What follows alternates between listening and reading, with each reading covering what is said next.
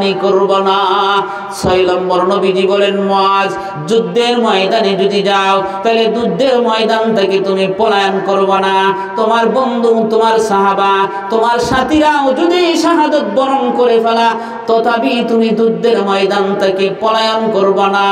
7 নম্বর নবীজি বলেন, হে মুআজ কোন এলাকা যদি মহামারী দেখা দেয়, কোন এলাকা যদি মহামারী দেখা দেয় তো ওই এলাকা থেকে তুমি চলে যাও না।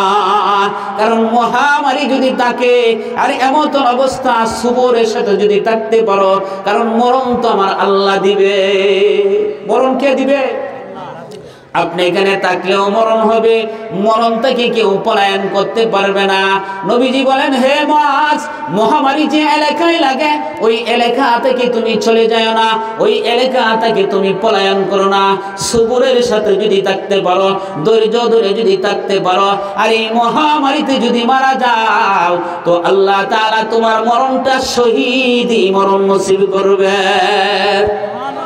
আমরা তো বলি শুধু জানি যুদ্ধের ময়দানে শাহাদাত বরণ করলে ওই মানুষটাকেই শহীদ বলা হয়। শহীদদের সংখ্যা শুধু যুদ্ধের ময়দানে মারা গেলেই শহীদ না, আল্লাহ তাআলা শহীদের রাস্তাটাকে ব্যাপকতা রেখেছে। আমরা তো ধারণা করি যুদ্ধের ময়দানে যদি মারা যায় এই লোকটা শহীদ না। না বাবা, বুখারীর বর্ণনা এসেছে, হযরতে আবু হুরায়রা রাদিয়াল্লাহু তাআলা আনহু বলেন, আল্লাহর নবী বলেন 7 প্রকার শহীদদেরকে আল্লাহ তাআলা 7 শ্রেণীর মানুষকে আল্লাহ শুহাদা একরামের কাতারে নাম দিবেন।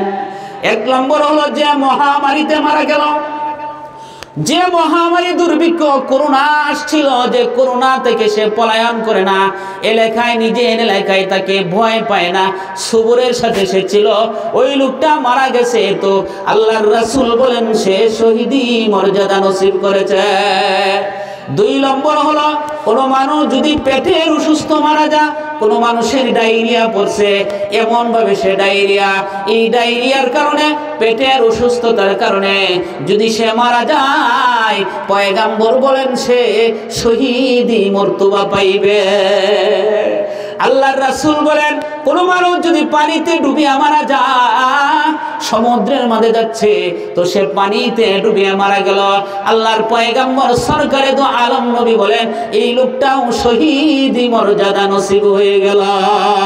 4 নম্বর পয়গম্বর সরকারে দু আলম নবী বলেন কোন মানুষ যদি দেওয়ালে চাপা পড়ে মরে যায়, সে শুয়ে রয়েছে, হঠাৎ করে একটা দেওয়াল এসে গেছে, ঘরের দেওয়ালটা চাপা পড়ে লোকটা মারা গেছে, বিবি মারা গেছে বা সন্তান মারা গেছে, পয়গম্বর বলেন দেওয়ালের চাপা পড়ে যদি কোনো মানুষ মারা যায় আল্লাহ তাআলা তার আমলনামা শহীদি মৃত্যু নসিব করিবে।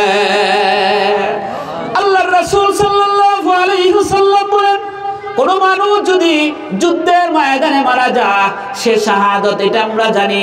পয়গম্বর বলেন 6 নম্বর নবীজি বলেন কোন মানুষ যদি আগুনে পুড়ে মারা যায়, আগুন লাগছে তো সে আগুনের ভিতরে দগ্ধ মধ্যে মারা গেছে, লোকটাকে আনা গেল না, সে আগুনের মধ্যেই মারা গিয়েছে। ঈমান যদি তাকে পয়গম্বর বলেন তার আমলনামা, এই লোকটা আগুনে পুড়ে মারা গেল, আল্লাহ তাকে শহীদি মর্যাদা নসিব করবে।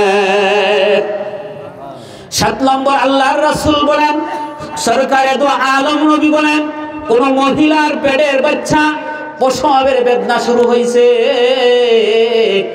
আগের যুগের মা বোনরা প্রসব বেদনার জ্বালা বুঝতো, বর্তমান নারীরা প্রসবের জ্বালা বুঝে না, জ্বালা আবার আগেই গিয়া অস্ত্র ধরে। আগের মা বোনরা প্রসবের বেদনা বুঝতো, কত মা সন্তান দুনিয়া থেকে বিদায় হয়েছে। পয়গম্বর বলেন জানো কোন নারী যদি প্রসব বেদনার অবস্থা, সন্তান ভূমিষ্ঠ হওয়ার অবস্থা, প্রসব বেদনার কালে ওই নারী যদি মৃত্যুবরণ করে, পয়গম্বর বলেন ওই নারীর মরণটা শহীদি মরণ হয়েছে।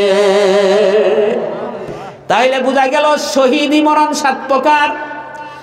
আল্লাহর পয়গম্বর হযরতে মুআজ ইবনে জাবালকে বলেন হে মুআজ কোথায় মহামারী গেলে পলায়ন করবা না, ওই স্থানেই থাকবা, যদি তুমি মরে যাও তো শহীদি মরণ হবে।